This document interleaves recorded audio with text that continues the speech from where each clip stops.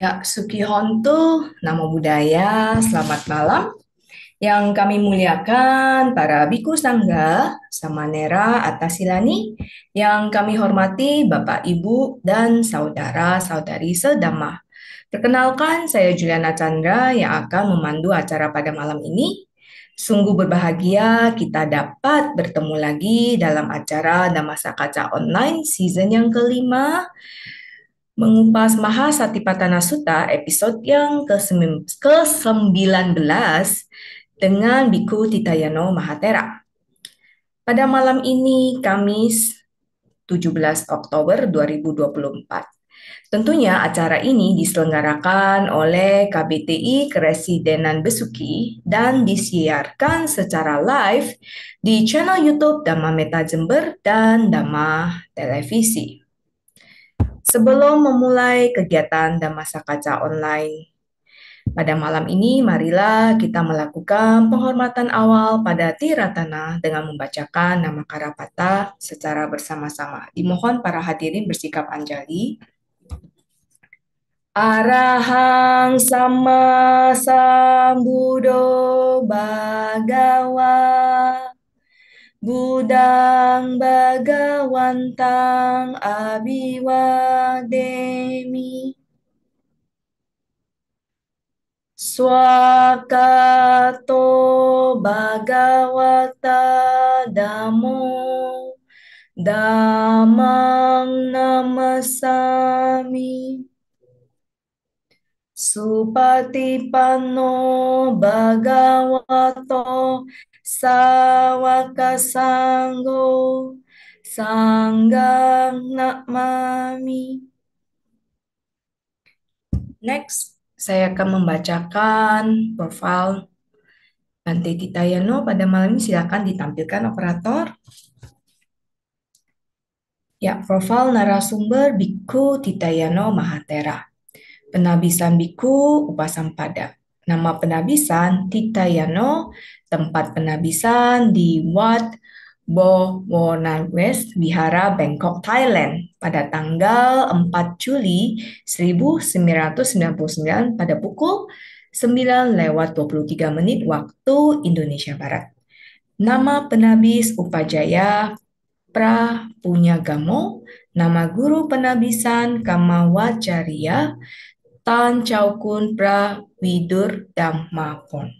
Ya, baiklah, tanpa memperulur waktu lagi, marilah kita lanjut pembahasan Mahasatipatthana Sutta yang akan dibawakan oleh Bante Titayano. Wandami Bante, selamat malam Bante. Belum di-unmute Bante, Oh, silakan Bante. Ya, oke, udah oke Bante. ya, selamat malam semuanya. Malam Bante. Ya, akan kita segera lanjut pembahasan tentang Mahasati Patthana Sutta. Baik, kita langsung saja.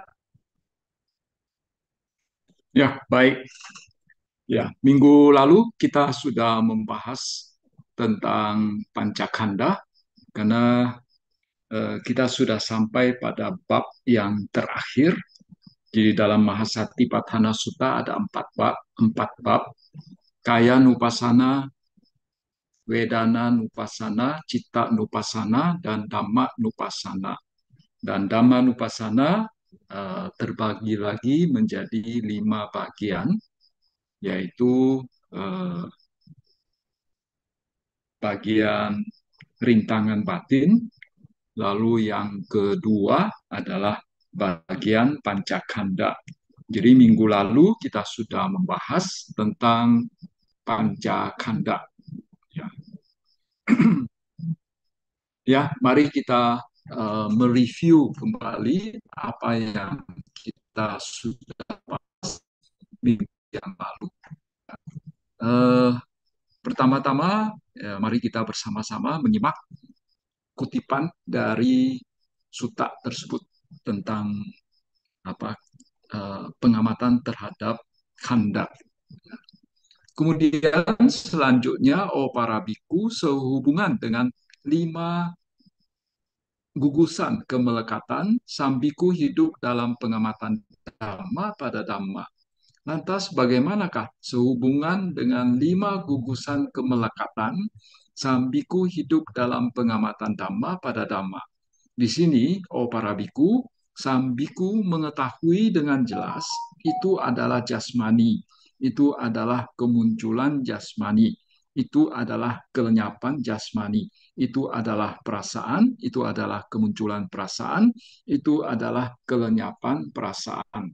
Itu adalah persepsi, itu adalah kemunculan persepsi, itu adalah kelenyapan persepsi.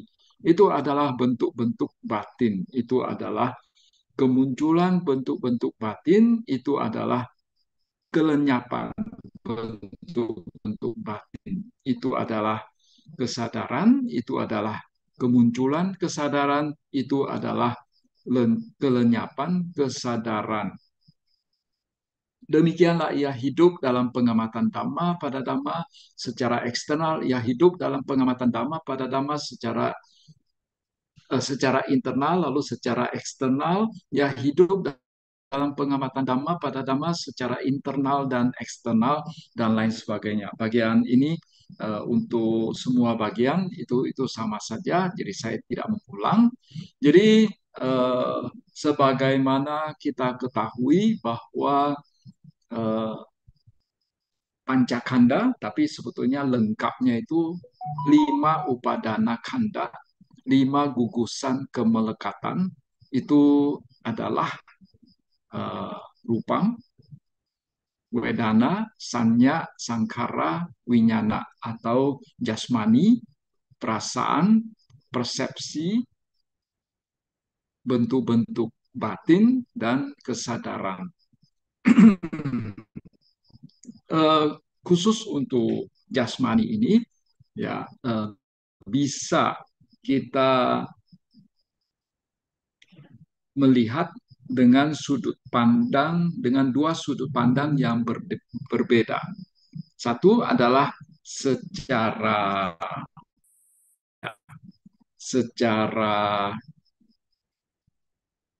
uh, secara apa konvensi ya, secara konvensi umum ya adalah misalnya ya uh, napas ya, uh, tubuh kita ya, kepala, tangan, kaki, lalu berbagai posisi tubuh ya, lalu ya bagian-bagian dari tubuh ya ketika apa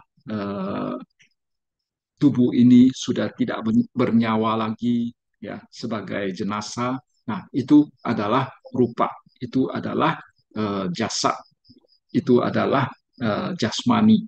Kemudian uh, bisa juga kita melihat secara paramatha dhamma. Ya, jadi kita bisa melihat secara paramatha dhamma, yaitu uh, kita melihat ya karena dari apa secara paramatha dhamma, secara abhidhamma, rupa itu bisa dibagi menjadi 28 jenis yang terdiri dari 2 kelompok besar, yaitu unsur utama, 4 unsur utama dan 24 fenomena materi turunan. Jadi eh, misalnya 4 unsur utama adalah kita mengamati 12 sifat dari 4 unsur ya, dan 24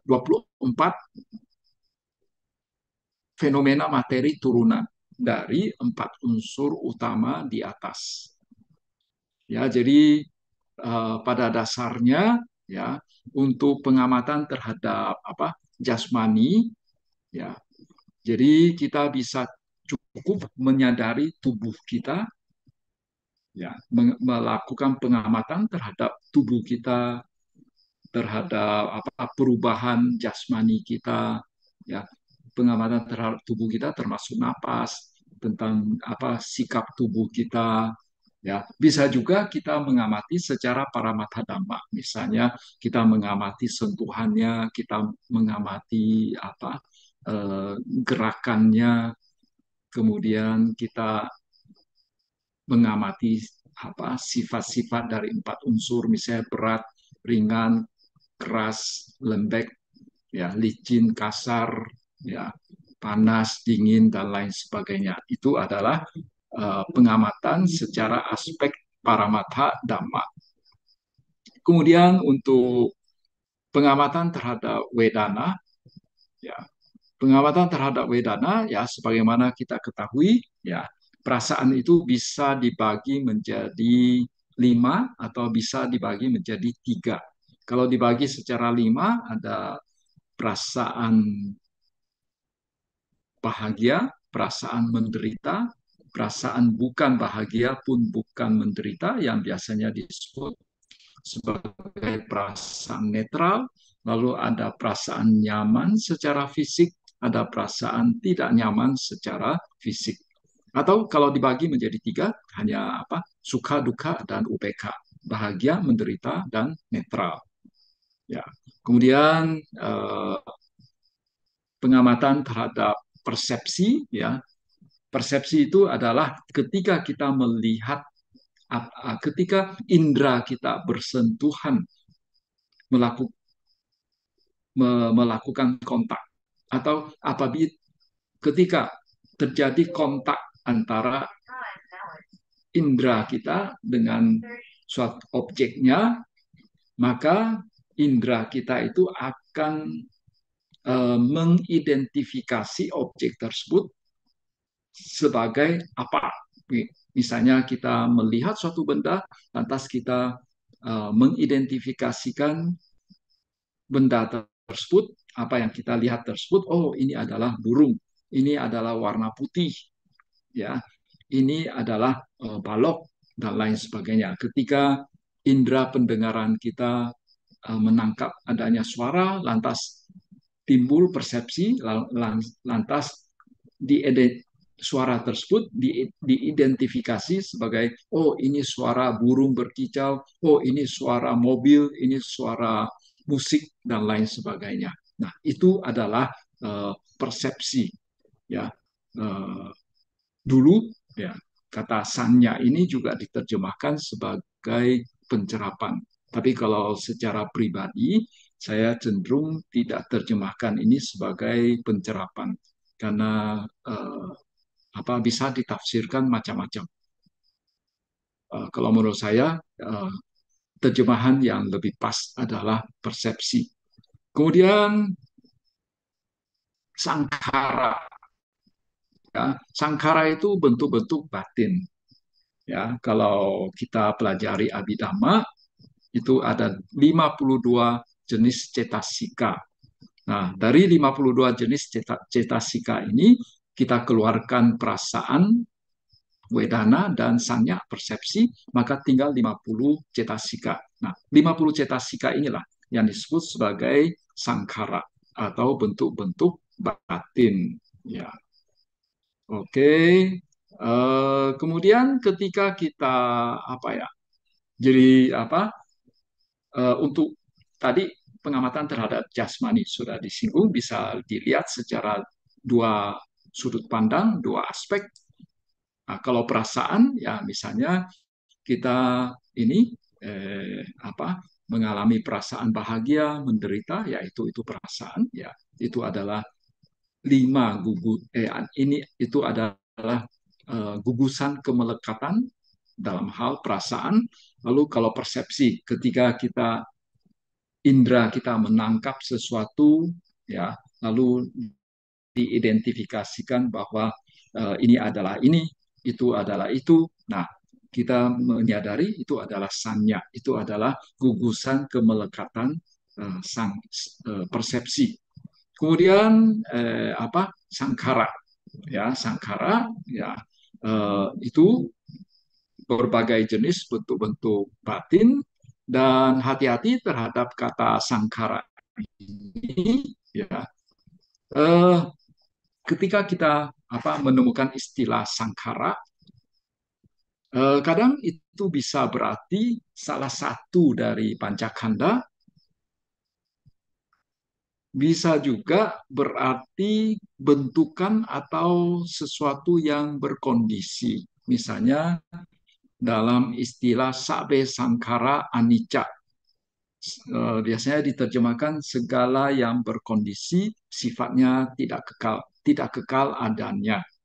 Ya, atau segala bentukan itu tidak kekal adanya. Jadi sangkara dalam konteks tertentu bisa diterjemahkan, bisa ditafsirkan sebagai bentukan atau formation atau yang berkondisi.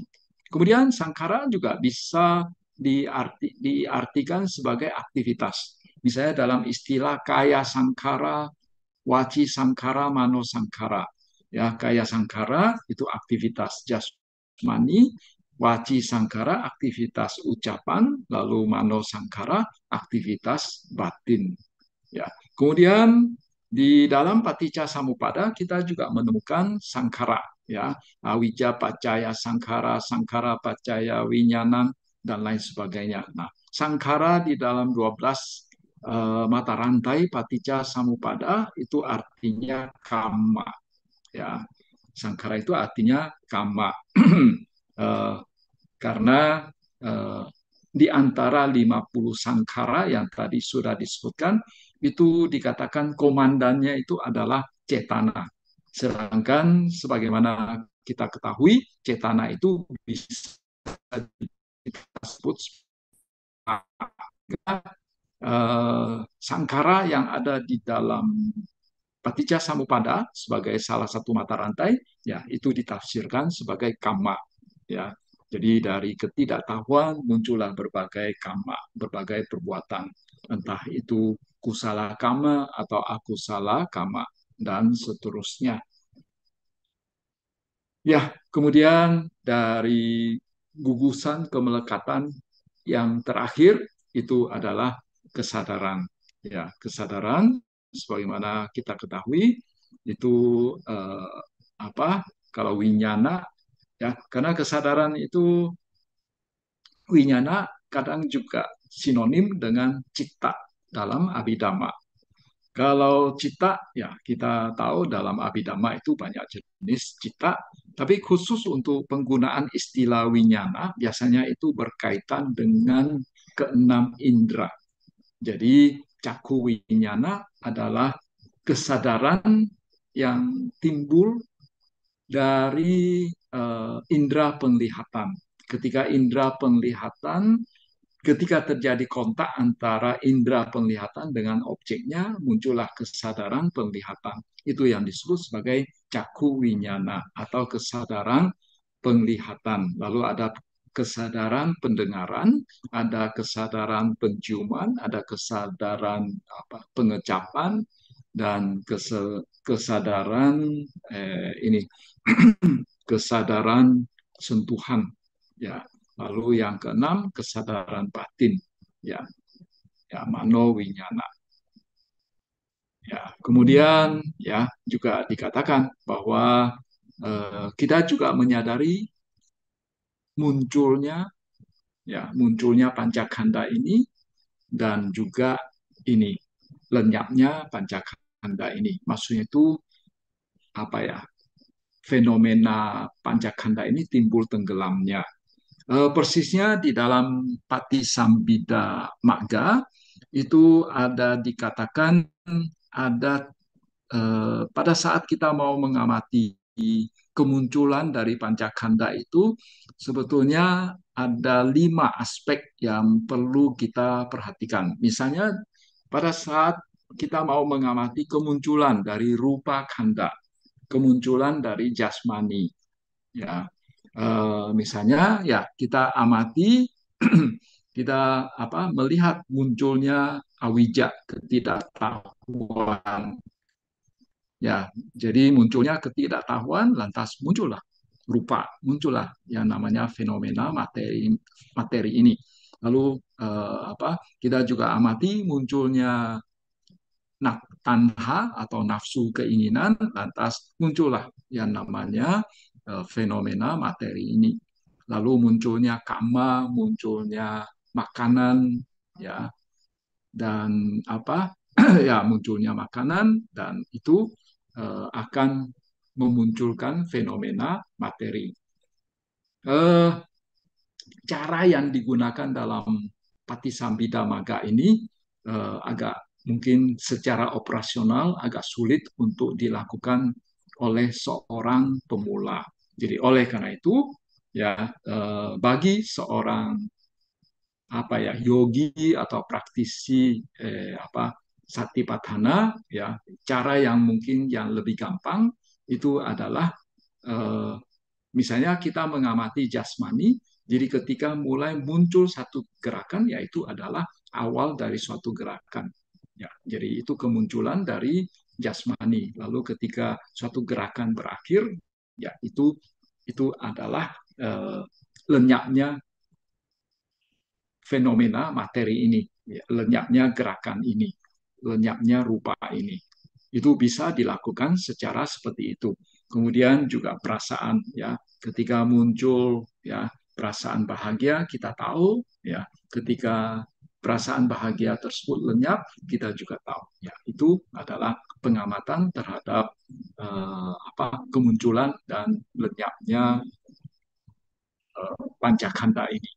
Ya, tapi tentu saja secara umum selama kita hidup ya pancakanda ini itu tetap tetap tetap ada, tetap eksis ya. Jasmani tetap ada ya. Hanya ini saja fenomenanya yang mengalami meng, eh, apa ya hanya aspek-aspeknya saja yang mengalami perubahan sehingga kita bisa mengidentifikasi kemunculan dari aspek tersebut dan lenyapnya aspek tersebut. Ya, tentu saja itu kalau dilihat secara samuti saja, secara kebenaran konvensional. Tapi kalau dilihat secara paramatha dhamma, ya kita bisa melihat ya fenomena yang lebih mikro, ya timbul tenggelamnya fenomena materi, timbul tenggelamnya fenomena batin. Tapi itu tentu saja tingkat kesulitannya jauh lebih besar. Jadi agak kurang untuk operasionalnya ya secara empirisnya mungkin bagi seorang pemula itu agak sulit untuk dipraktekkan. Ya, saya pikir itu saja review kita, tinjauan ulang kita terhadap ini terhadap Dhamma Upasana bagian upadana kanda, bagian kanda, ya, bagian panca kanda. Ya, maaf.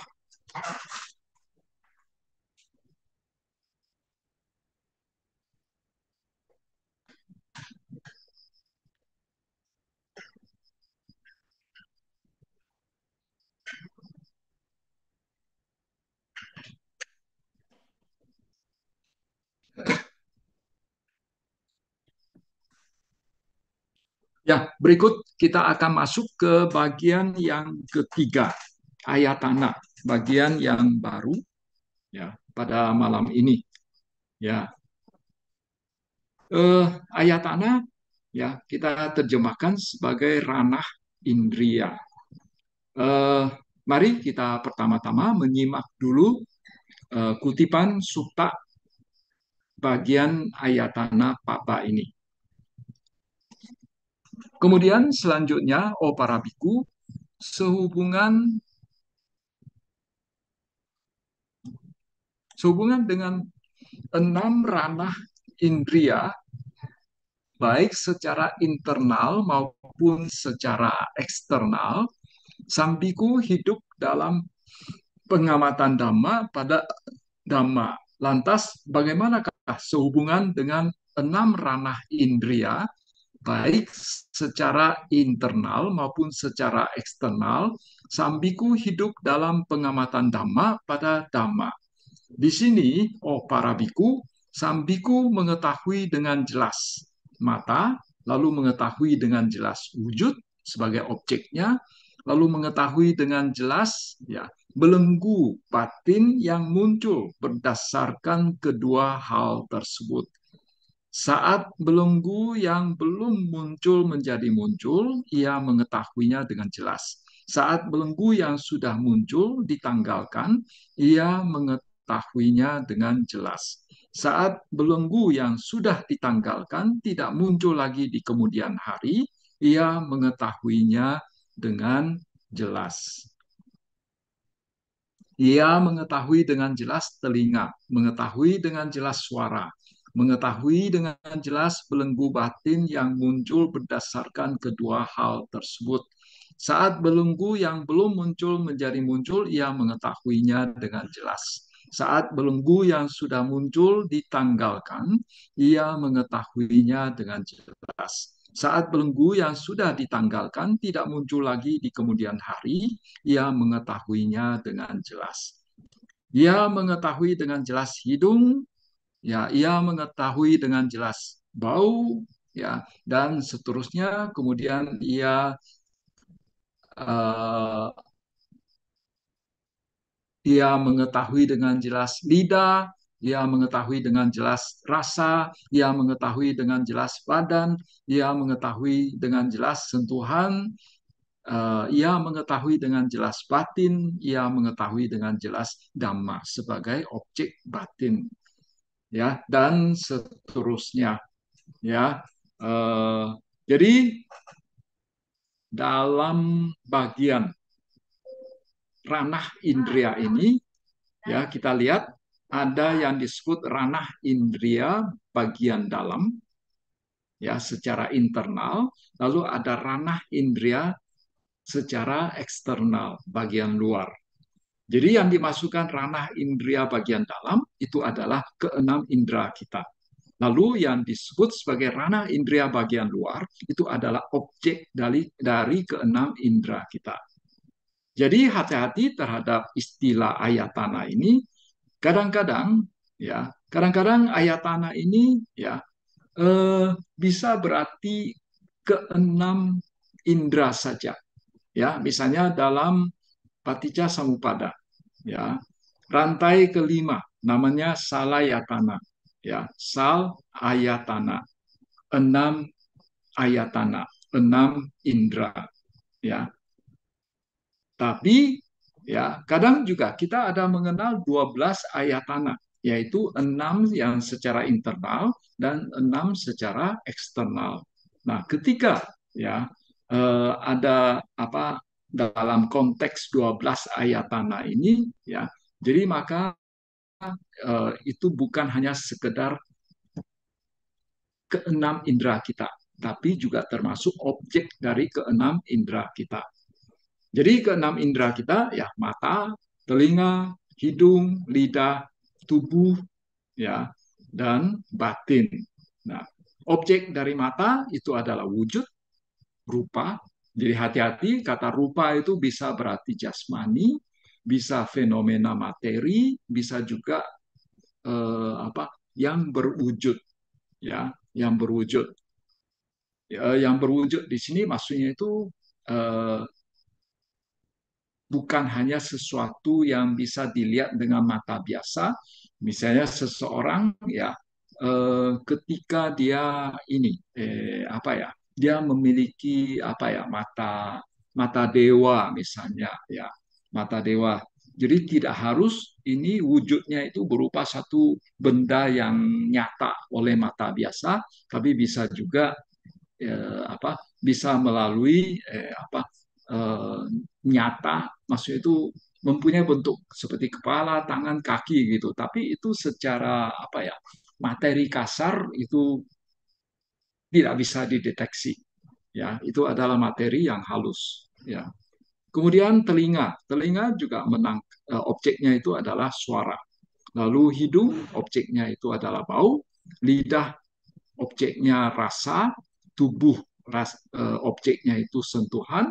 Lalu batin itu ini, objeknya itu adalah dhamma atau apa ya, objek batin lah begitu, ya. Jadi hati-hati juga dengan istilah dhamma. Jadi oleh karena itu dalam banyak situasi kata dhamma ini tidak diterjemahkan karena bisa ditafsirkan macam-macam. Dhamma itu bisa berarti ajaran Sang Buddha, bisa berarti hukum alam, ya, bisa berarti eh, ayat atau bagian, ya, bisa juga objek batin. Nah, batin di sini, ya, maksudnya itu indera batin itu kalau secara abidama itu adalah bawangga cita, ya, bawangga cita. Ya, jadi itu adalah ke-12 ayatana, 6 indera, 6 ranah indera secara internal, 6 ranah indera secara eksternal, yaitu 6 indera tambah 6 objek dari masing-masing indera. Ya. Lantas di sini dikatakan bahwa di sini, oh para biku, sang biku mengetahui dengan jelas mata, mengetahui dengan jelas wujud, mengetahui dengan jelas dan sebagainya. Nah, apa yang dimasukkan mengetahui dengan jelas mata? Kalau menurut kitab komentar, ya, yang dimasukkan mata itu ada caku, itu adalah caku pasada. Ya, memang, ya, apa itu caku pasada? Tadi kita sudah apa ada singgung, ya, tentang rupa, ya. Rupa ada dua kelompok besar, ya, secara abhidhamma, ya. Rupa, kelompok pertama itu adalah 4 unsur utama buta rupa, lalu kelompok yang kedua 24 upadaya rupa, yaitu fenomena materi turunan, ya. Nah, dari 24 fenomena materi turunan itu ada 5 yang disebut pasada rupa, fenomena materi sak bening. Jadi dikatakan bahwa panca indera kita, ya, punya landasan materi, ya, panca indera. Kalau indera yang keenam, indera batin, itu tidak punya landasan materi. Kan tadi sudah dikatakan indera batin kita itu adalah bawangga cita. Itu adalah cita, sesuatu yang tidak berwujud. Ya. Nah, jadi untuk 5 indera kita itu, misalnya mata, itu ada landasan materinya, itu adalah yang namanya caku pasada. Jadi dikatakan, ya, ya, caku pasada ini itu kalau saya terjemahkan sebagai sak bening mata. Ya, kata pasada itu artinya bening. Seringkali juga sabda itu juga, pasada ini sinonim dengan kata sabda, keyakinan. Karena dikatakan di dalam Dhamma, bagi mereka yang memiliki sabda, memiliki keyakinan terhadap Buddha, Dhamma, dan Sangha, itu batinnya itu bening, ya, batinnya itu jernih, ya, bersih, begitu, ya. Jadi kata pasada itu artinya bening.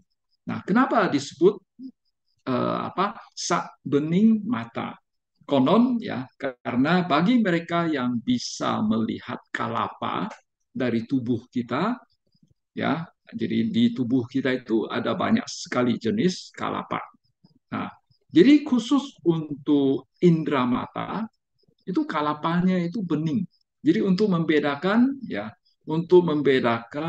ini, yang mana merupakan kalapa indera, panca indera kita itu, ini salah satu pembedanya itu adalah kalapa dari panca indera kita itu bening, kelihatannya bening, ya, yang lainnya tidak bening, ya.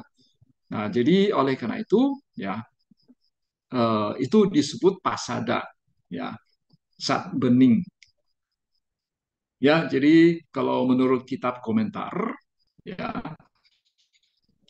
yang dimasukkan dengan mata itu adalah cakup pasada, adalah sak bening mata.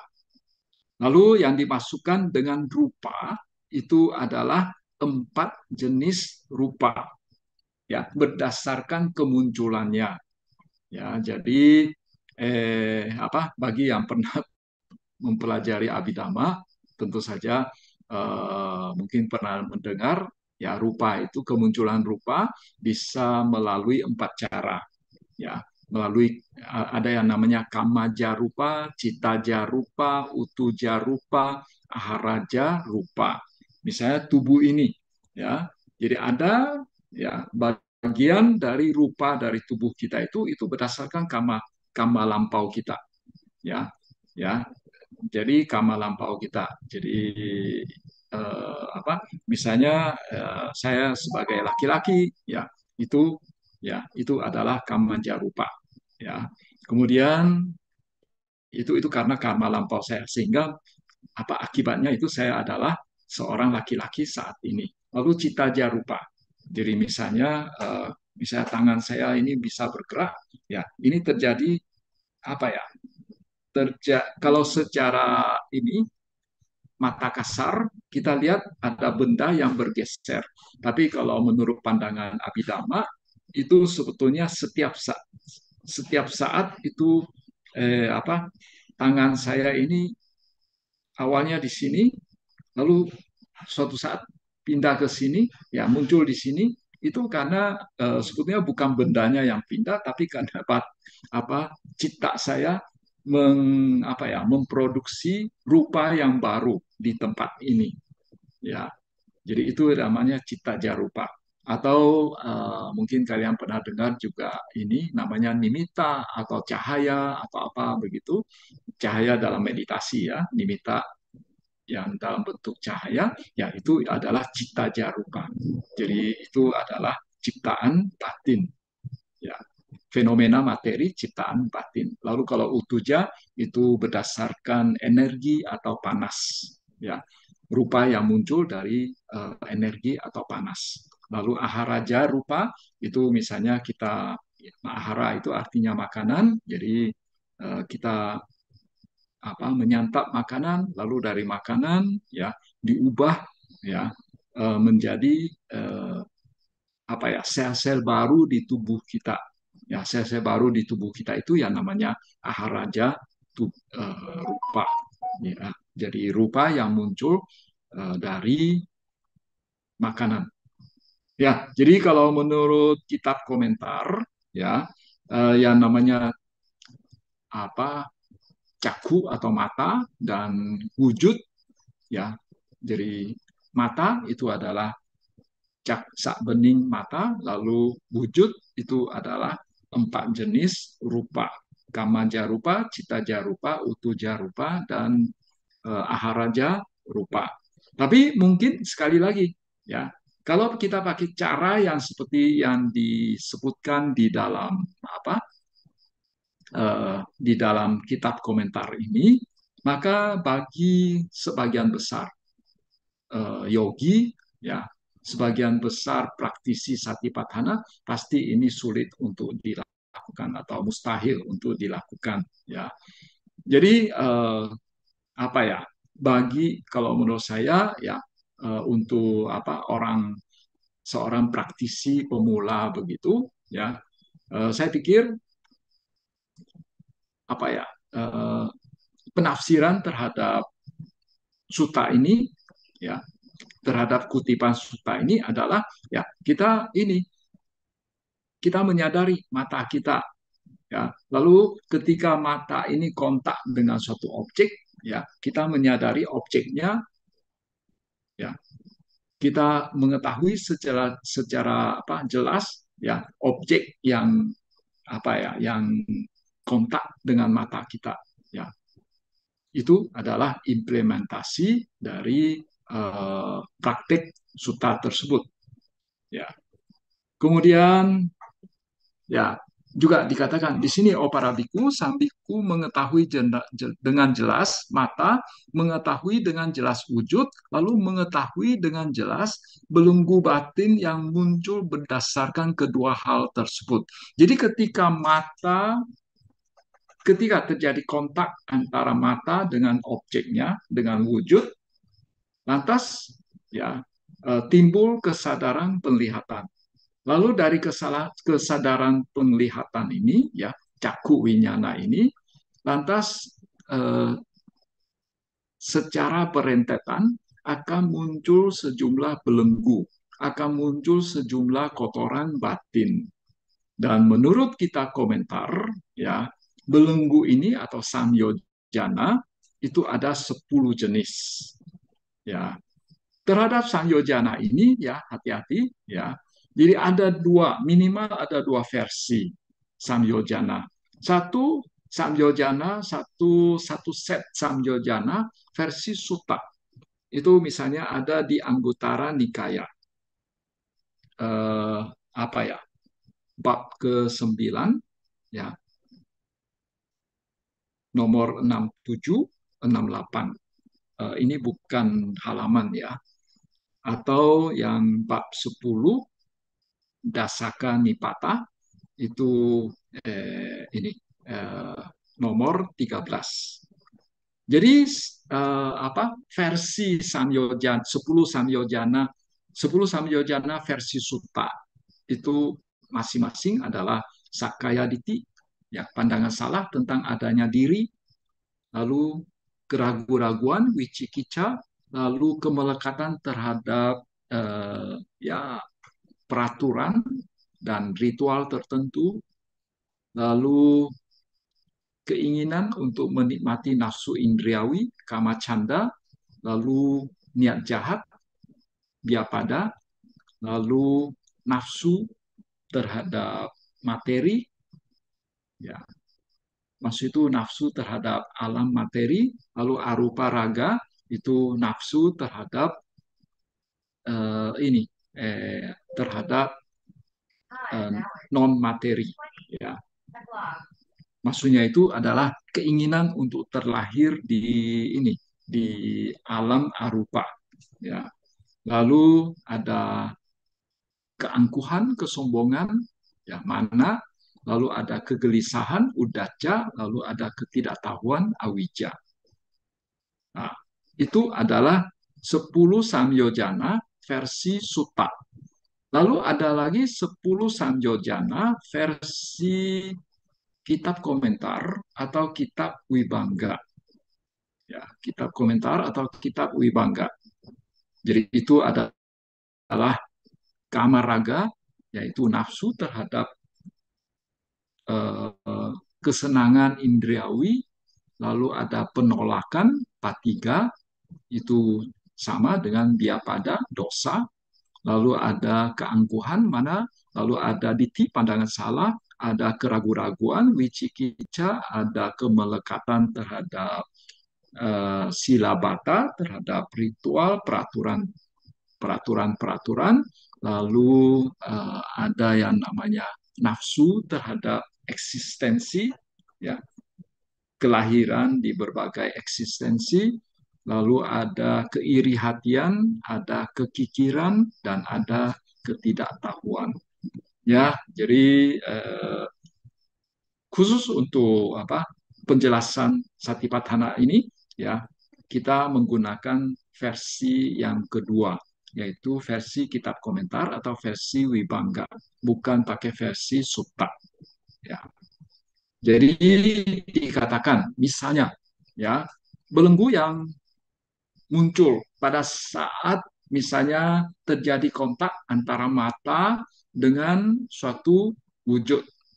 Ya, ketika mata terjadi kontak antara mata dengan suatu wujud yang bagus, yang menyenangkan, yang diinginkan, yang didamba-dambakan, maka itu akan muncul apa yang disebut sebagai kamaraga, yaitu belenggu yang pertama.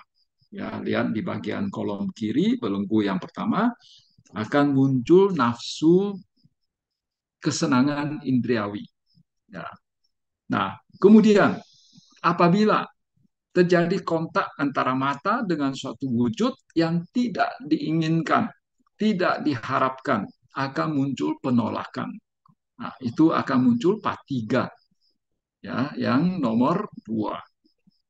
Lalu, ketika terjadi kontak antara mata dengan suatu wujud, lantas dalam batinnya itu ada pemikiran bahwa hanya saya saja yang mampu, ya, yang mampu apa ya melihat objeknya itu begitu jelas, ya.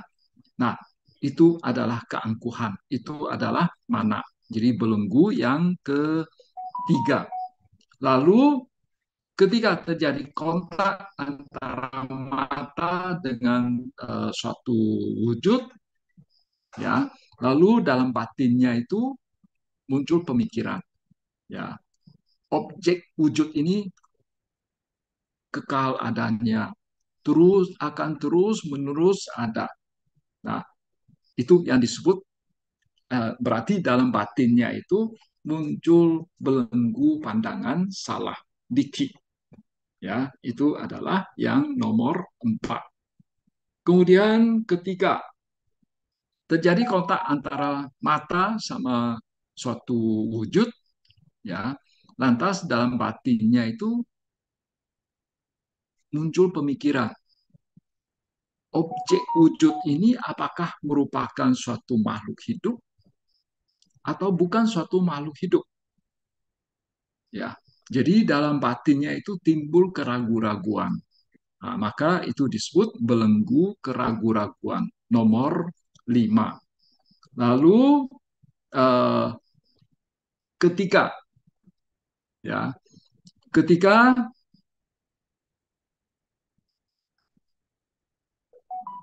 ketika apa terjadi kontak antara mata dengan suatu wujud, lantas timbul pemikiran, ya timbul pemikiran bahwa apa pencapaian eksistensi yang begitu bagusnya ini, ya sungguh gampang diperoleh. Jadi oleh karena itu, ya timbul kemelekatan terhadap eksistensi ini, bawa raga. Nah, itu adalah belenggu yang ketujuh. Ya. Kemudian eh, ketika terjadi kontak antara mata dengan suatu wujud, dengan objeknya, lantas dalam batinnya itu timbul apa ya? Timbul pemikiran. Agar supaya ya di kemudian hari, ya objek seperti ini bisa tetap muncul, ya supaya bisa tetap muncul. Saya harus menjalani ritual seperti ini, ya saya harus menjalani peraturan seperti ini sehingga saya bisa tetap mendapatkan objek seperti ini. Nah, itu yang disebut belenggu kemelekatan terhadap ritual atau peraturan tertentu. Kemudian ya itu adalah belenggu yang keenam. Lalu ketika terjadi kontak antara eh, mata dengan suatu wujud, ya lalu dalam batinnya itu muncul pemikiran. Semoga objek penglihatan yang begitu bagus ini, ya jangan sampai dinikmati juga oleh orang lain. Jadi dalam hatinya itu muncul belenggu iri hati. Ya.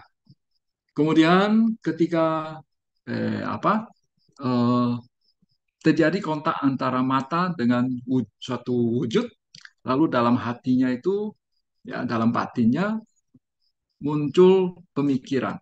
Ya, semoga apa yang saya nikmati saat ini melalui indera penglihatan, ya tidak bisa dinikmati oleh orang lain. Ya, cukup saya saja yang menikmatinya. Itu yang namanya belenggu kekikiran. Kemudian eh, tentang belenggu ketidaktahuan atau awija itu dikatakan muncul dalam setiap belenggu yang disebutkan di atas. Ya, jadi karena ada awija sehingga muncullah berbagai jenis belenggu ini, belenggu yang disebutkan di atas. Jadi oleh karena itu bisa dikatakan belenggu awija atau ketidaktahuan itu merupakan sumber dari berbagai belenggu yang muncul. Ya, itu ya. Kemudian juga dikatakan bahwa eh, dia juga menyadari, ya, dia juga mengetahui dengan jelas, ya, belenggu yang telah muncul ditanggalkan, ya, ditanggalkan. Lalu belenggu yang muncul itu ditanggalkan secara apa? Karena kita tahu bahwa belenggu atau kotoran batin bisa ditanggalkan dengan tiga cara. Ya, ya. Satu adalah tak angga pahana, ditanggalkan satu persatu belenggu yang ada. Ya, misalnya, ya, muncul belenggu niat jahat atau kebencian. Oh, saya harus menjalankan sila, tidak boleh membunuh, ya, panatipata weramani. Jadi karena apa? Eh, ingin mempraktekkan sila yang pertama sehingga apa ya, belenggu niat jahat ini itu bisa ditanggalkan, bisa dihilangkan untuk sementara waktu, ya, karena ini menjalankan satu bagian sila. Jadi itu yang disebut taangga pahana. Lalu apa, cara menanggalkan belenggu atau kotoran batin yang kedua adalah yang disebut sebagai wikambana pahana. Jadi menanggalkan dengan cara menekan, ya, di apa, ditekan. Jadi misalnya dalam hati, dalam batin muncul kebencian, ya, lalu kita ambil objek meditasi tertentu sehingga kotoran batin ini tertekan dari objek meditasi kita sehingga dia tidak muncul lagi. Tapi itu juga hanya sementara waktu. Jadi yang dimasukkan dengan belenggu yang telah muncul ditanggalkan di sini itu adalah ditanggalkan secara bagian per bagian atau ditekan. Bukan dengan ditanggalkan secara yang ketiga, yaitu dicabut sampai ke akar-akarnya. Kalau betul-betul sudah dicabut sampai ke akar-akarnya, berarti dia sudah mencapai tingkat kesucian ini arahat, tingkat kesucian yang paling tinggi. Ya, ini namanya masih latihan satipatthana. Tentu saja belum sampai di sana. Sehingga paling kalau misalnya ada kilesa, ada belenggu yang bisa apa ya, dilenyapkan, dihilangkan, ditanggalkan begitu, ya itu masih pakai cara yang pertama dan yang kedua, ya, yaitu secara bagian per bagian atau ditekan, ya, bukan dicabut sampai ke akar-akarnya. Ya, kemudian ya dikatakan bahwa bagi mereka yang ya, hanya mereka yang sudah mencapai tingkat kesucian sotapanna saja yang pandangan salah, sakaya dithi, lalu keraguan-raguan dan silabata paramasa, kemelekatan terhadap ritual itu bisa dilenyapkan.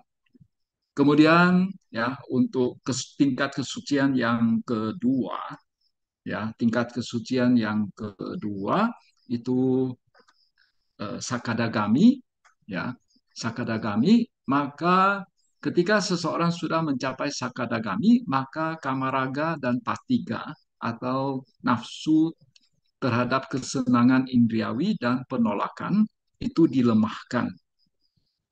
Ya, masih ada, tapi tinggal tinggal apa ya, bentuk yang lemah, ya, sudah tidak begitu kuat lagi, ya.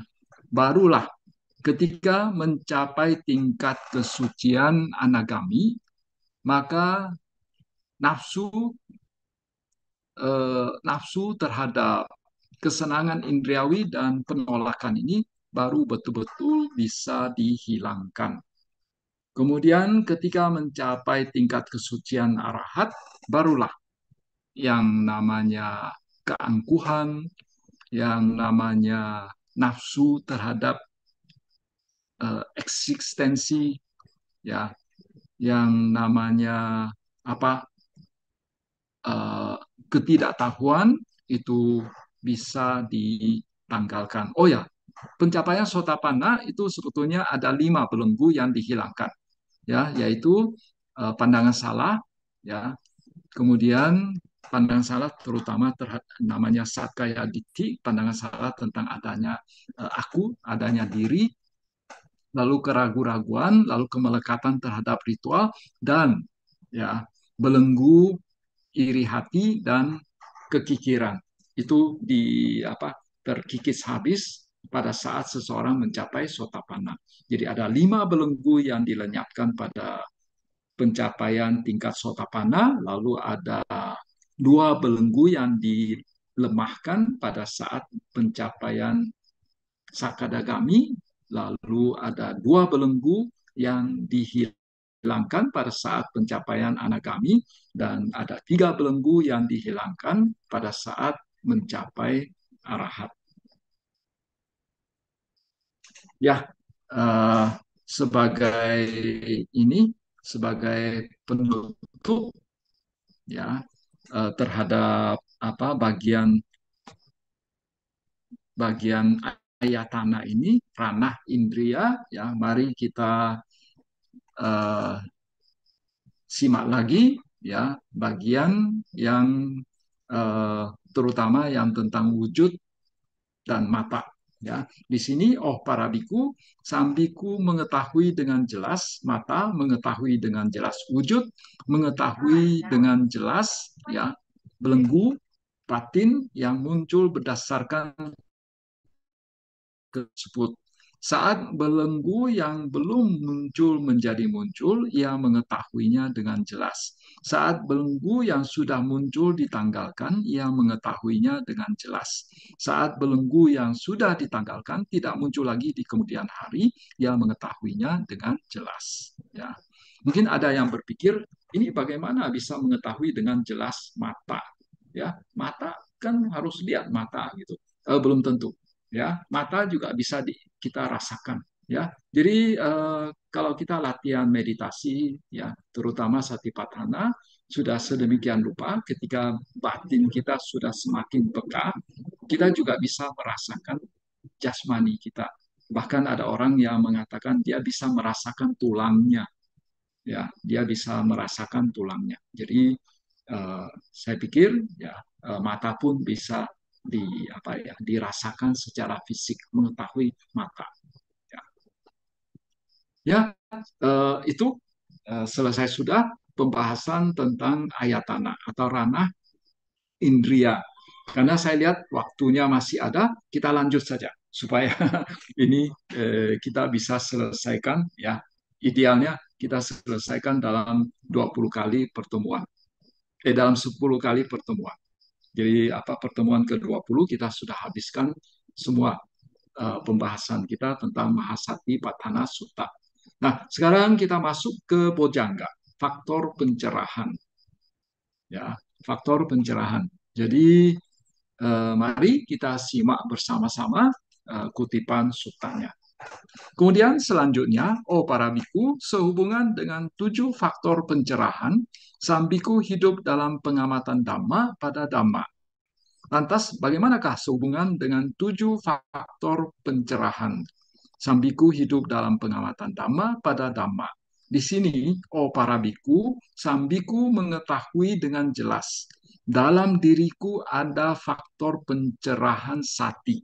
Jadi sati apa sati sambojangga ya ketika dalam dirinya hadir faktor pencerahan sati ia mengetahui dengan jelas dalam ketika dalam dirinya tunggu dulu ya saya ulangi ya di sini para biku sambiku mengetahui dengan jelas dalam diriku ada faktor pencerahan sati ketika dalam dirinya hadir faktor pencerahan sati.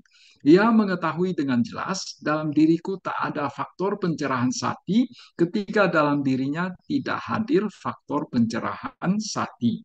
Ia mengetahui dengan jelas bagaimana faktor pencerahan sati yang belum muncul menjadi muncul.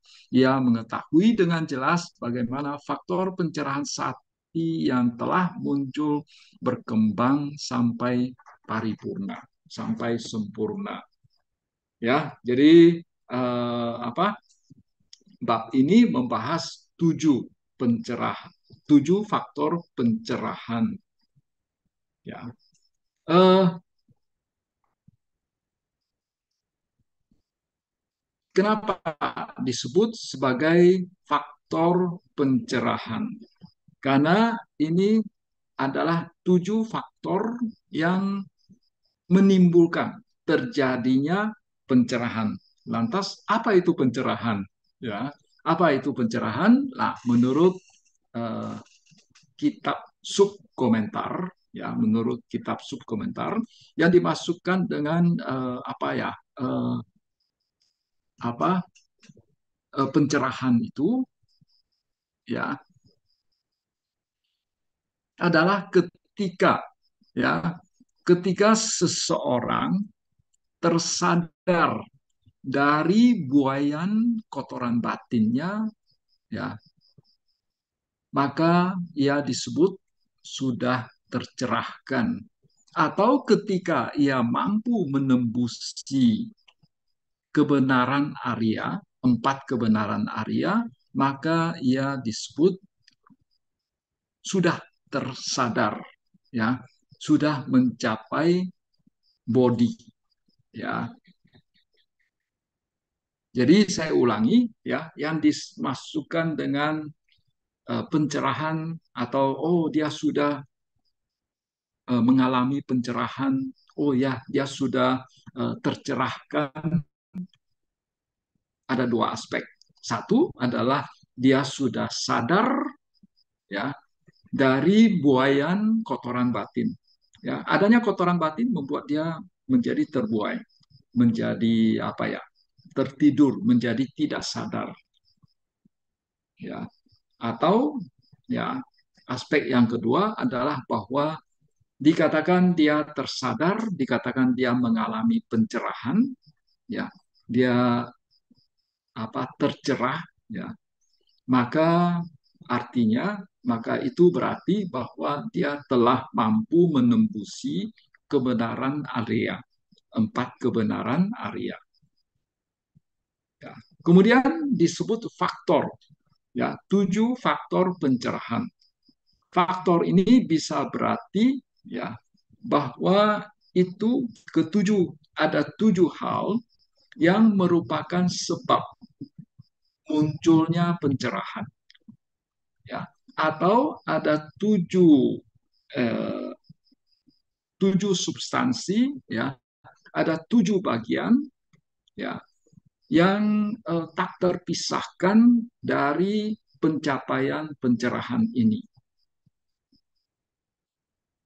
Ya, mungkin ini agak abstrak, ya. Ya, oke. Nah, sekarang kita lanjut membahas tentang 7 faktor pencerahan. Ya, dikatakan bahwa eh, ketika seseorang itu sudah mulai berusaha untuk melakukan vipassana, ketika seseorang sudah mulai berusaha untuk melihat anicca, dukkha, dan anatta, maka disebut orang tersebut adalah seorang meditator pencerahan. Meditator, ya, eh, untuk mencapai pencerahan sempurna. Ya. Kemudian dalam kitab subkomentar dikatakan bahwa eh, yang dimasukkan dengan orang sudah mulai melakukan vipassana, ya, orang sudah mulai melihat, mulai mencoba untuk melihat anicca, dukkha, dan anatta. Ketika orang tersebut sudah mencapai apa yang disebut sebagai udaya waya nyana. Apa itu udaya waya nyana? Sebagaimana kita ketahui, ya, ada 16 vipassana nyana, ada 16 pencapaian vipassana, pengetahuan vipassana. Jadi sebetulnya sistem pembagian vipassana nyana ini ada 2. Ada pembagian secara 16, ada pembagian secara 10. Nah, pembagian secara 16, maka yang nomor 4, tingkat keempat, itu disebut udaya baya nyana. Ketika seseorang sudah apa ya, melihat ya, kemunculan dan kelenyapan timbul tenggelamnya suatu fenomena secara sangat jelas, ya, maka disebut itu sudah mencapai Udayabaya Nyana. Ya, ini tentu saja keterangan ini, ya, penjelasan ini ya secara umum saja ya. Ya. Tapi kalau dalam sistem pembagian Wipasana Nyana secara 10, ya, secara 10, maka Udayabaya Nyana ini merupakan tingkat yang kedua, ya, tingkat yang kedua. Tentang 16 Wipasana Nyana ini saya tidak elaborasi secara panjang lebar, ya, karena kalau secara panjang lebar ya itu ceritanya bisa panjang. Oke, ya, itu adalah pembahasan secara umum tentang 7 faktor pencerahan. Sekarang kita lihat, ya, faktor pencerahan yang pertama, ya. Dari 7 faktor pencerahan itu, ya, faktor pencerahan yang pertama itu disebut sebagai faktor pencerahan sati sambojangga, ya, sati sambojangga. Eh, ya, di dalam Samyutta Nikaya dikatakan, oh para biku, ada yang namanya faktor pencerahan sati, ada yang namanya apa, cara untuk mengondisikan munculnya faktor pencerahan sati. Nah, bagaimana caranya? Yaitu dengan sering-sering melakukan memunculkan yoniso manasikara. Sering-sering, ya, memunculkan perhatian secara semestinya, ya. Dengan perhatian yang semestinya sebagai makanan, maka faktor pencerahan sati yang belum muncul akan menjadi muncul. Faktor pencerahan sati yang telah muncul akan semakin berlimpah, akan semakin kuat, akan semakin berkembang. Jadi apa maksud yang dimasukkan dengan ini, kutipan yang ada di Samyutta Nikaya ini, bahwa untuk, ya, agar sati ini bisa semakin berkembang, perlu melakukan yoniso manasikara, perlu memunculkan perhatian secara semestinya. Perhatian seperti apa? Yaitu perhatian ke ini sendiri, ke sati ini sendiri. Jadi supaya kita tetap bisa memiliki sati, ya. Jadi ingat ya, sati itu artinya ingat, eling. Ya, sati itu artinya eling, ingat. Jadi berbeda. Jadi pengertian itu bukan artinya perhatian. Jadi sati sama manasikara atau perhatian itu dua hal yang berbeda. Ya, jadi eh, saya sering menjelaskan arti kata sati secara cerita seperti ini. Misalnya, ya, pada saat kita ikut suatu retret, ya, ketika kita mendapat petunjuk dari seorang guru meditasi, ya, agar kita mampu melakukan satipatthana, maka dikatakan ketika kita sedang makan harus menyadari apa yang sedang kita lakukan. Ketika sedang jalan, menyadari apa yang kita lakukan. Ya, ketika sedang misalnya minum, ya, kita sadari kita sedang minum. Nah, lalu suatu saat, ya, setelah kita praktek sekian lama, lalu ditanya lagi oleh guru meditasi tersebut, ya, kemarin waktu sedang minum, kemarin waktu sedang makan, ada menyadari apa yang Anda lakukan? Oh, saya lupa. Ya, saya lupa. Nah, lupa ini yang namanya tidak ingat. Lupa ini yang namanya tidak ada sati. Jadi, ya, eh, yang dimasukkan dengan sati adalah saya selalu ingat, ya, saya selalu ingat, selalu eling untuk memperhatikan, untuk menyadari apa yang terjadi pada diri saya, apa yang terjadi pada jasmani maupun pada batin saya. Jadi supaya sati ini, ya kalau menurut kitab Samyutta Nikaya ini, supaya sati ini semakin berkembang, kita juga memerlukan sati ini. Kita perlu selalu ingat untuk melihat apakah dalam batin saya ada sati atau tidak. Jadi dengan sati untuk memperkuat sati, ya. Jadi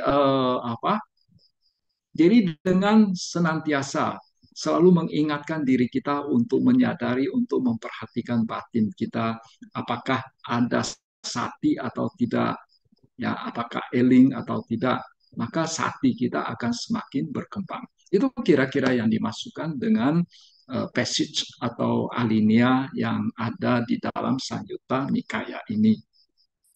Ya, memperhatikan di sini ya, memperhatikan ini ciri-ciri adanya ciri-ciri dari sati tersebut.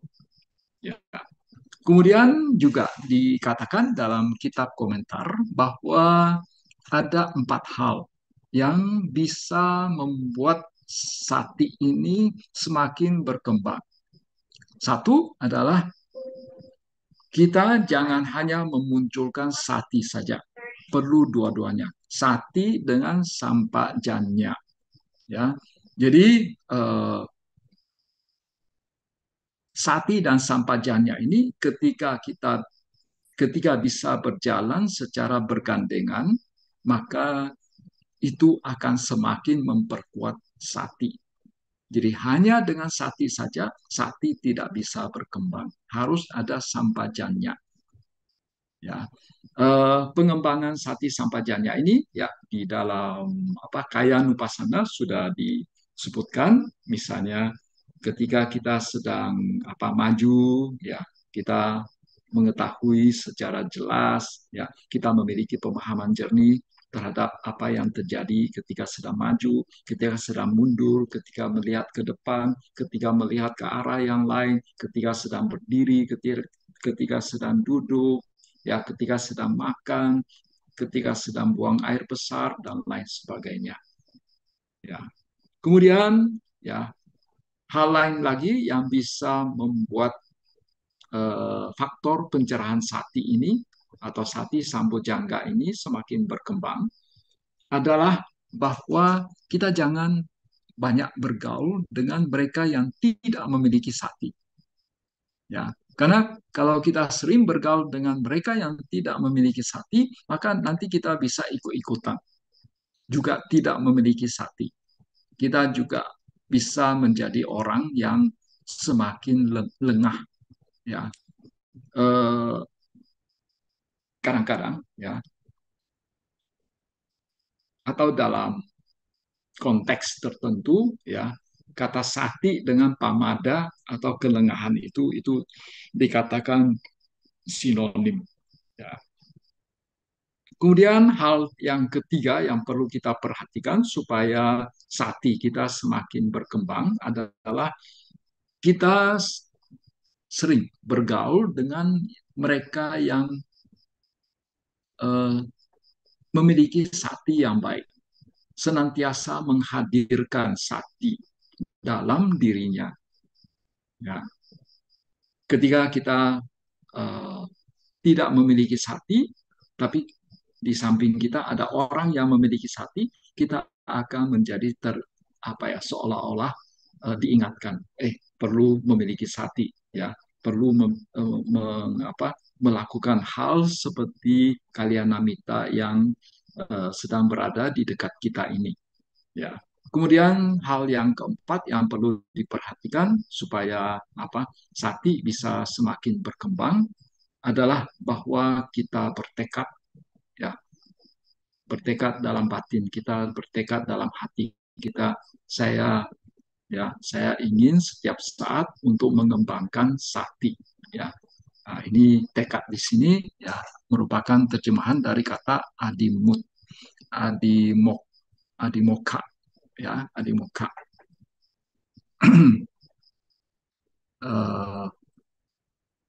Oke, ya, itu adalah faktor pencerahan yang pertama. Oke, saya pikir untuk malam ini sampai di sini saja dulu pembahasan kita tentang Satipatthana. Minggu depan kita akan lanjut ke faktor pencerahan yang kedua sampai ketujuh. Ya, mudah-mudahan bisa selesai dalam satu sesi. Ya, saya kembalikan ke moderator. Silakan. Sadu, sadu, sadu. Luar biasa, Bante. Hari ini mengupas bab terakhir Dhamma Nupassana ya, Bante ya.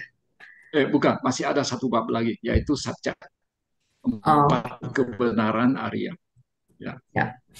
Pak Bante, ini ada pertanyaan masuk. Bagaimana tidak melekat pada Wedana selama latihan meditasi? Silakan Bante.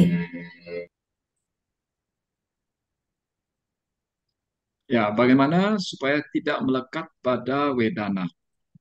Eh, Wedana itu sebagai suatu alat, ya. Wedana itu sebagai suatu alat.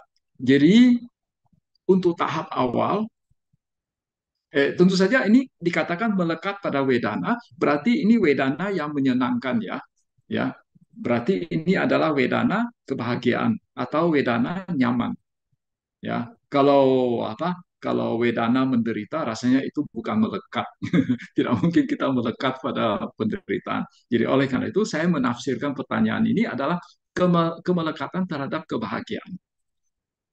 Kebahagiaan ini bisa merupakan suatu instrumen sebetulnya, suatu sarana untuk mencapai samadhi. Ya, karena dikatakan bahwa untuk bisa mencapai samadhi itu prasyaratnya itu kita harus memiliki sukha.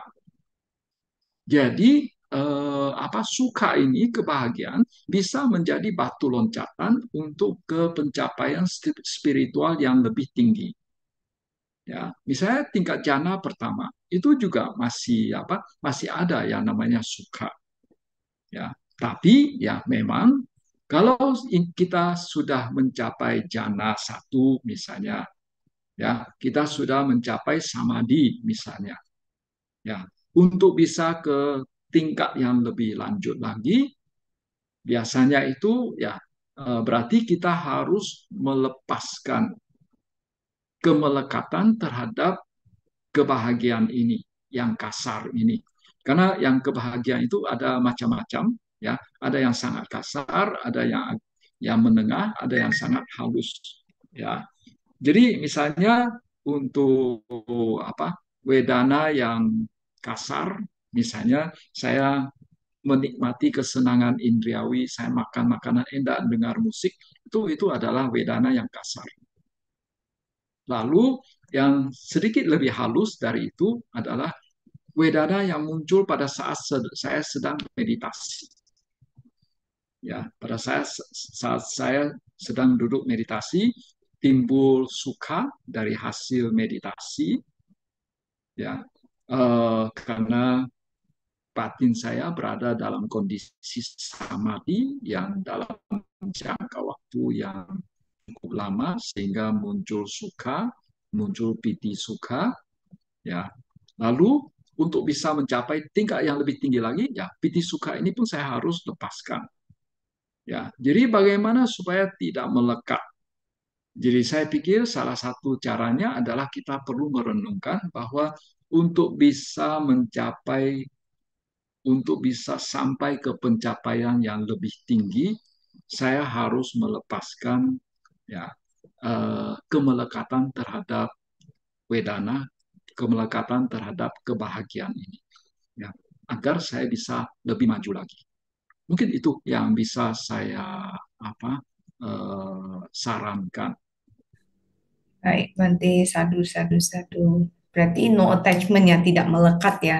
Ya, Ya, ini ada eh, partisipan di Zoom yang raise hand Bante dari Upacarika Mewa. Silakan Upacarika Mewa ditampilkan videonya. Terima kasih Bu Yuliana. Kameranya lagi tidak sehat. Oh ya, baik. Ya, Maaf ini ya dari Bante. dari Kota Heeh. Tangerang, Bante. Mau tanya tentang ini di mana, Bante? Ya, ya.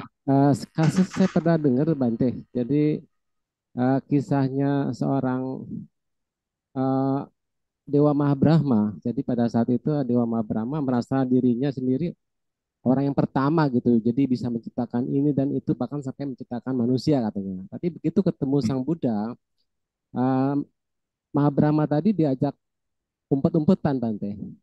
Jadi dia disuruh Mahabrahma tadi disuruh ngumpet dulu di 31 alam kehidupan.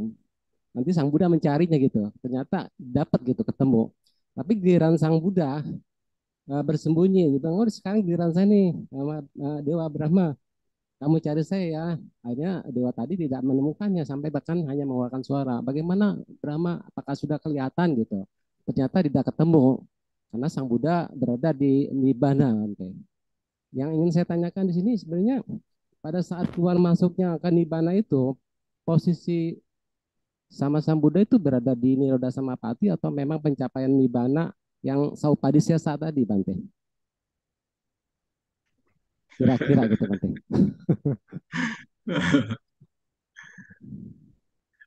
Ini menurut penafsiran saya ya, ya. Eh, Mungkin masih perlu apa disikapi secara apa kritis ya. Eh, ya, ini dari sutra kita pernah membaca ya bahwa atau mungkin kitab komentar dikatakan bahwa kalau Buddha dia bisa menemukan dewa atau Brahma tertentu. Tapi sebaliknya, dewa atau Brahma walaupun mereka sakti, tapi ketika Buddha mau menghilangkan dirinya, ya eh, apa bisa itu bisa dilakukan. Mengapa bisa demikian? Ya, ada yang mengatakan itu karena Buddha mampu mengosongkan dirinya.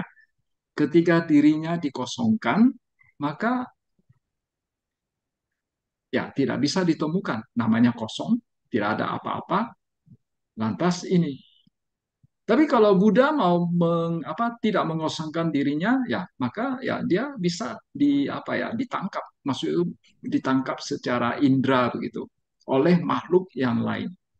Maksud itu makhluk bisa lihat dia, ya makhluk bisa menangkap secara indera, entah melihat secara mata biasa atau melihat secara mata batin.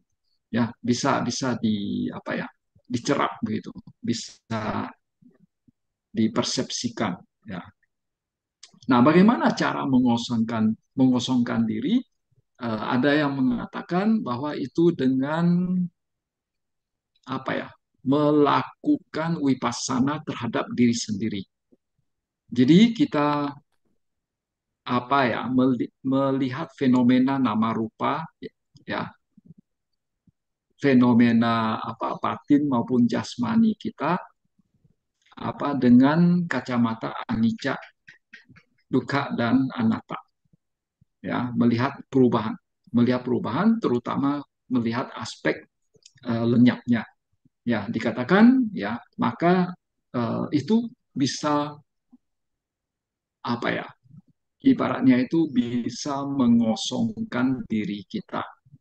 Ya, kira-kira begitu.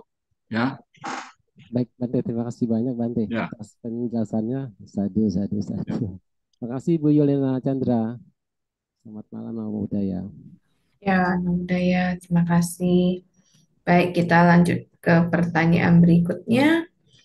Bagaimana mengubah persepsi kita tentang suatu pandangan? Silakan, Bante.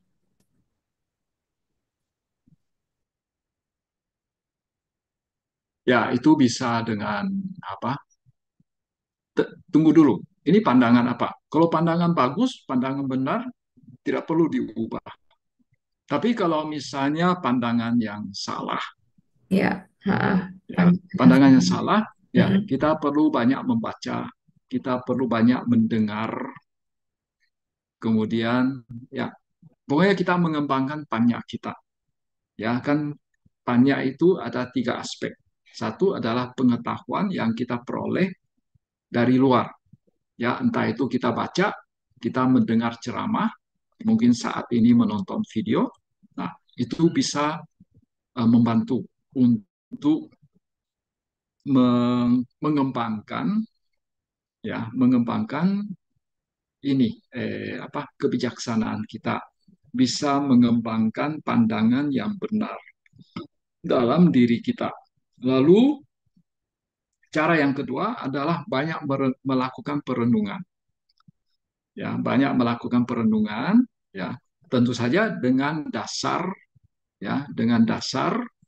pengetahuan dari kitab suci, dari ceramah dari para kalyanamita. Nah, itu juga bisa membantu untuk menumbuhkan pandangan benar dalam diri kita. Lalu yang ketiga, yang paling yang paling tuntas itu adalah kita mengembangkan bawana. Kita mengalami sendiri Dhamma, ya. Kita mampu melihat Dhamma apa adanya, maka dalam diri kita akan tumbuh pandangan benar. Itu menurut pendapat saya. Sadu, sadu, sadu. Baik, Bante. Eh, Rupa itu kan terdiri dari unsur apa aja ya, Bante? Rupa. Eh, Rupa bisa kita lihat secara misalnya di kaya nupasana, bagian kaya nupasana, rupa itu bisa dilihat bahwa itu terdiri dari 32 bagian tubuh, ya, rambut, kuku, ya, eh, bulu, ya, bulu badan dan lain sebagainya.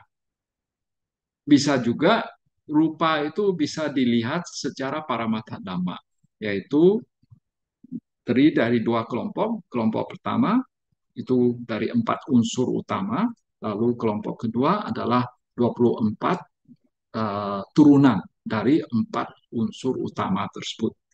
Jadi rupa itu secara abhidhamma ada 28 jenis. Kira-kira itu, ya, secara singkat saja, ya. Baik, Bante. Berarti banyak ya, Bante, yang mau dihafal ya, Bante. Tadi banyak bahasa Pali aja saya udah, oh, new words for me, new words for me. Mungkin Ya, jarang. saya banyak menggunakan istilah bahasa Pali karena seringkali terjemahan dalam bahasa Indonesia itu bergantung pada orangnya. Jadi kadang ada orang menerjemahkan ini sebagai ini, ya. Nah, kalau kita ada mencantumkan bahasa Palinya, nah itu kita tidak akan begitu bingung, ya, karena terjemahan yang berbeda-beda, ya.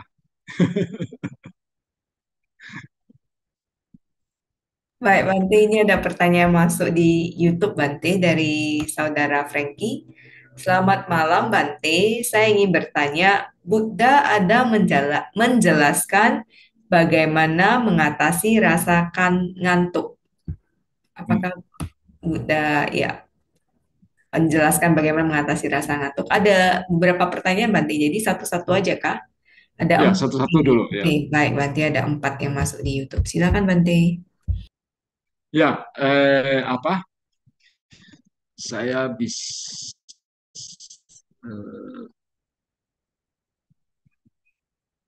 tunggu ya.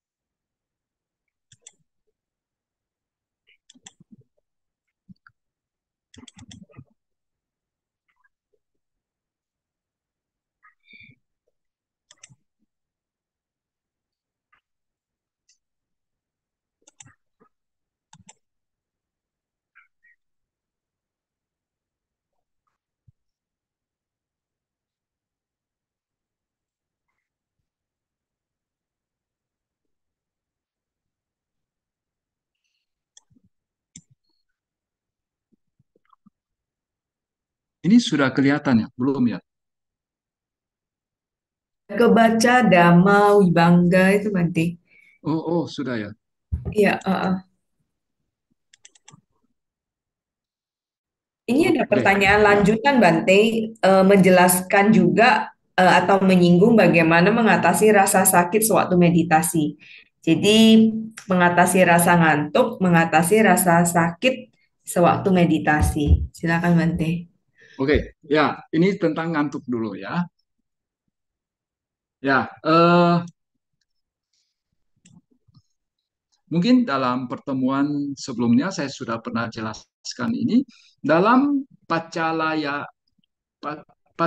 Mana Sutta, itu waktu itu Sang Buddha ada memberikan sejumlah petunjuk kepada Bante Moggallana. Bagaimana cara mengatasi ngantuk. Satu adalah tingkatkan sati, lalu perkuat persepsi dan tekad. Karena pada saat kita ngantuk, objeknya itu menjadi kabur.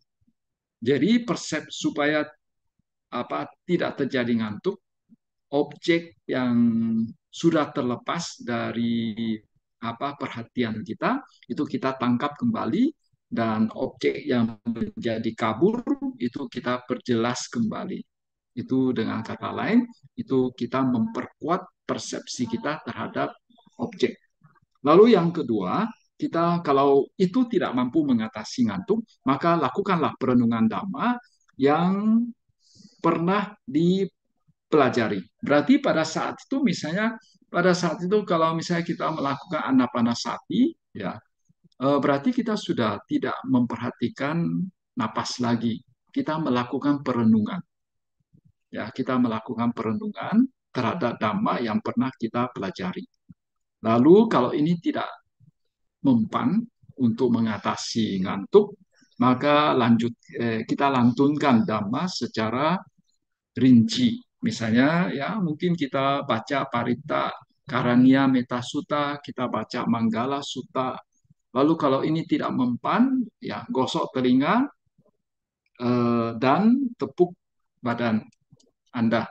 Ya, kalau ini juga tidak mempan, maka berdirilah, bilas mata dengan air, lalu lihat pemandangan di kejauhan. Ya. Kemudian kalau ini tidak mempan, maka hadirkan persepsi cahaya. Berarti kita melakukan visualisasi terhadap cahaya dengan objek visualisasi, objek cahaya. Lalu kalau ini tidak mempan, lakukan meditasi jalan dengan penuh sati. Dan kalau ini tidak mempan juga, maka berbaringlah dengan postur singa, dengan penuh sati dan mematok waktu.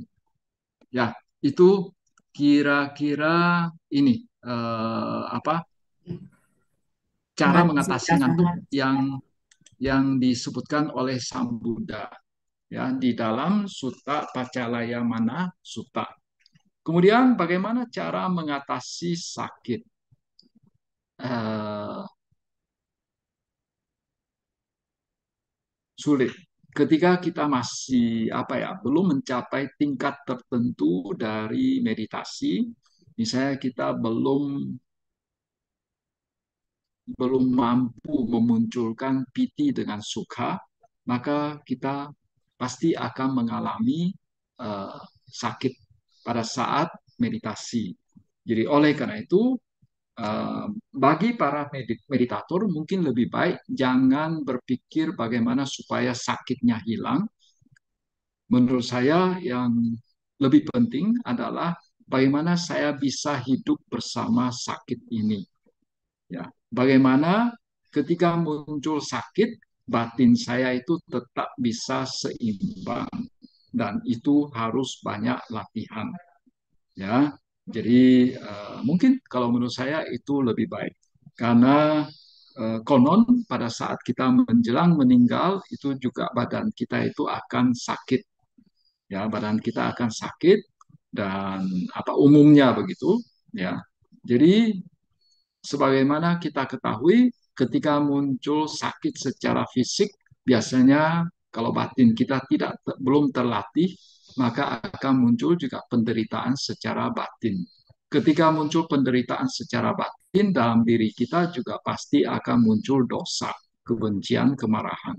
Dan ketika kita meninggal dengan kondisi penuh dengan kemarahan, kebencian, dikatakan itu akan terlahir di alam yang tidak baik.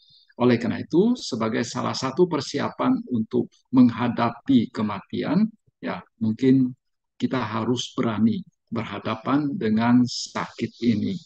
Ya, belajar mulai sekarang, ya ketika muncul sakit, ya batin kita itu tetap seimbang, ya tetap seimbang. Tapi tentu saja kalau syukur-syukur nanti kita meditasinya sudah mencapai tahap tertentu, kita bisa memunculkan piti dengan suka, maka ya dikatakan itu tidak akan terganggu oleh munculnya sakit.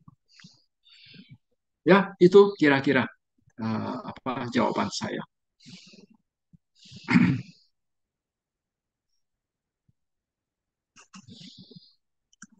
Pertanyaan yang kedua, lalu apakah Sang Buddha pernah menjelaskan atau menyinggung terkait bagaimana mengatasi rasa sakit sewaktu meditasi? Sejauh ini saya belum pernah menemukan sutanya. Ya, saya belum menemukan, atau mungkin saya pernah baca tapi saya lupa. Ya, oke, pertanyaan berikut. Bisa tolong munculkan lagi pertanyaan yang nomor 3. Kemudian selama 6 tahun Sang Buddha bermeditasi, apakah ada dijelaskan dalam sutta tentang bagaimana pola meditasinya? Misal dalam sehari berapa lama bermeditasi atau setiap meditasi berapa lama durasinya? Eh,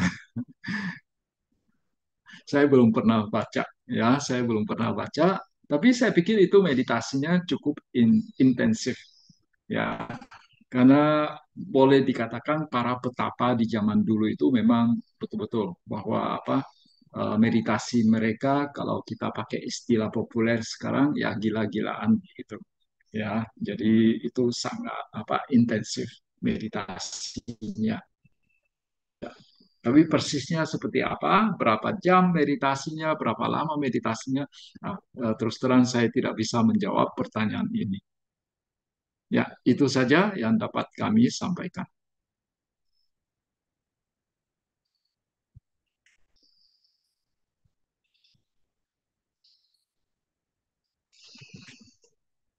Terkait satipatthana ini, apakah seseorang harus mempraktekkan semua meditasi keempat unsur ini supaya bisa mencapai kesucian atau cukup salah satu saja? Saya pikir harus sampai keempat-empatnya, ya, sampai keempat-empatnya. Maksudnya itu bukan empat unsur bukan unsur materi, ya, tapi ini maksudnya itu mungkin adalah kaya nupasana, wedana nupasana, citta nupasana, dan dhamma nupasana. Oke, pertanyaan kelima, apakah seseorang harus mencapai jana lebih dulu baru bisa mencapai tingkat kesucian sotapanna, sakadagami, anagami, arahat, atau tanpa jana bisa mencapai tingkat kesucian? Secara umum bisa dikatakan bahwa dalam sutta memang banyak disebutkan bagusnya pencapaian jana ini. Cuma ya memang kita perlu mengetahui bahwa ada jana versi sutta dan ada jana versi Visuddhimagga atau kitab komentar.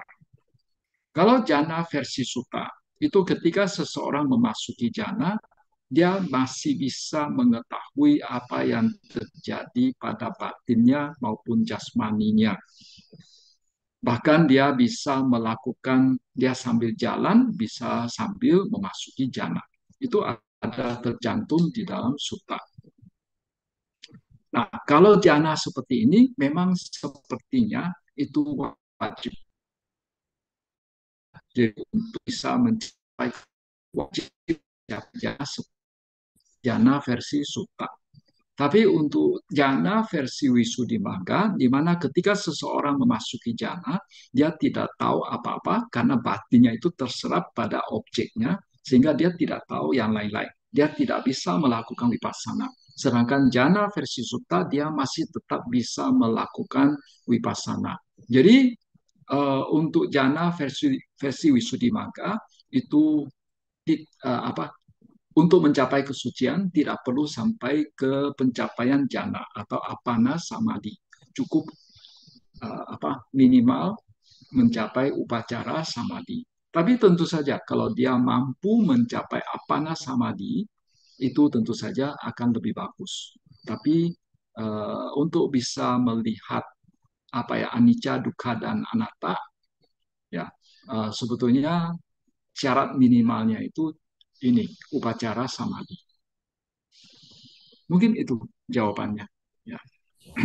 Ya, baik Bante. Ini ada pertanyaan lanjutannya. Kalau tanpa jana bisa mencapai kesucian, lalu peran atau manfaat jana untuk apa terkait tujuan mencapai kesucian? Silakan Bante. Uh, ya, dikatakan untuk jana versi Wisudimagga ya, kan bahwa itu harus orang yang memiliki parami yang bagus, baru bisa mencapai jana seperti itu.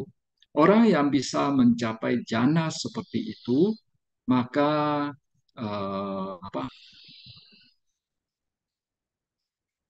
itu akan mampu melihat anicca, dukkha, dan anatta lebih jelas.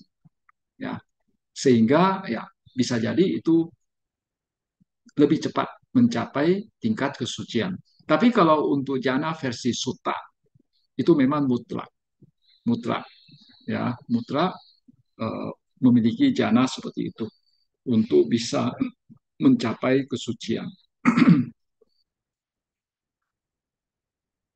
Ya, itu saja yang dapat kami sampaikan. Ya, ya baik Bante itu pertanyaan tadi merupakan pertanyaan yang terakhir. Em, Setelah kita mengupas data ini, mungkin waktu sudah menunjukkan pukul 20.58 Bante, mungkin ada closing statement yang mau disampaikan. Silakan Bante. Eh, ya, hari ini kita sudah membahas Dhammanupassana bagian ranah indria dan sudah mulai juga membahas sebagian kecil faktor pencerahan yang mudah-mudahan minggu depan bisa kita selesaikan uh, Dhammanupassana bagian faktor pencerahan. Dan minggu depannya lagi mudah-mudahan bisa selesai 4 kebenaran Arya. Maka mudah-mudahan 2 minggu lagi kita bisa selesaikan seluruh pembahasan tentang Mahasatipatthana Sutta ini. Karena sudah cukup panjang, sudah 2 bulan lebih. Ya, ya baik itu saja yang dapat kami sampaikan. Ya. Ya, sadu, sadu, sadu Bante.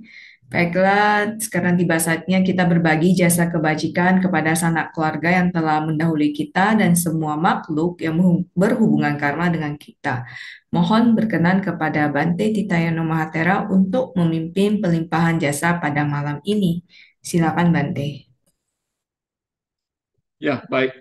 Saudara-saudari sekalian, hari ini kita sudah melakukan sejumlah perbuatan baik. Nah, sekarang jasa-jasa kebajikan dari perbuatan baik ini, mari kita limpahkan juga kepada sanak famili yang telah meninggal, kepada mereka-mereka yang memiliki hubungan karma dengan kita, makhluk-makhluk yang berada di sekitar tempat tinggal, tempat kerja, tempat usaha kita. Semoga mereka semua turut bergembira atas perbuatan baik yang telah dilakukan oleh kita sejauh ini. Hendak mayang patidanang karo mase punya nikatassa yana nikata nime te sanca bhagino hontu ananta pamanaka yawanta mata pita dayo ditha me capya dithawa anye majata vino sata kilo kasming te bumma catu yoika pante catu wokara antarta bawa bawe nyatang ye patidana anu dan te sayang ye cimang napa jananti dewa te saniyum maya dinana punyanang itu abe sata sadahontu awera sukajiwino ke untuk desa sasida tua sadu sadu sadu. Ya, baiklah. Sebelum kita tutup kegiatan malam ini, marilah kita kembali membacakan nama Karapata. Kepada para hadirin dimohon untuk bersikap anjali.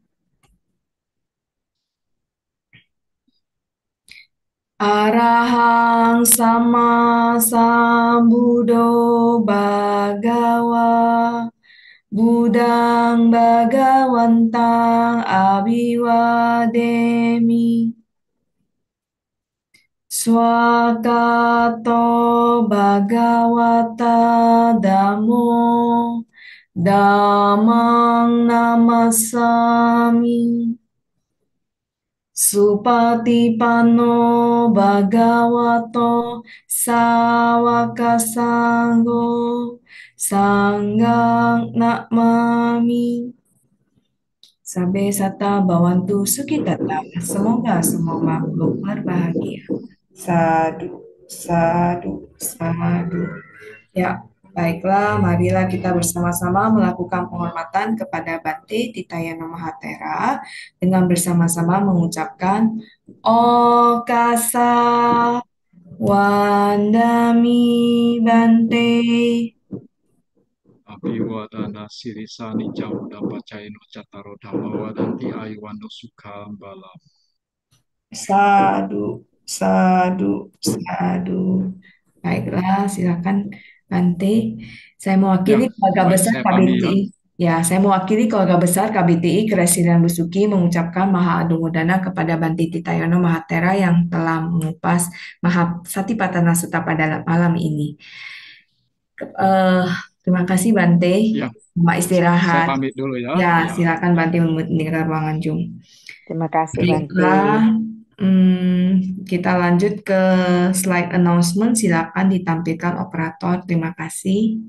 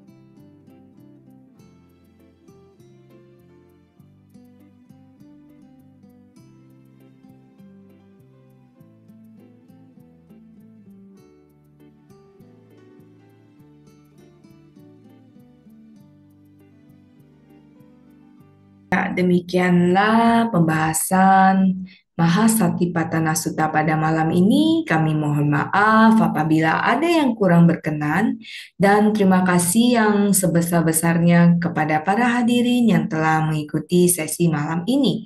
Terima kasih juga kepada panitia yang bertugas. Semoga kita terus bersemangat melakukan kebajikan melalui pikiran, ucapan, dan perbuatan. Saya Juliana mohon pamit. Sukihontu, selamat malam. Namo Buddhaya. Namo Buddhaya. Namo Buddhaya, selamat istirahat.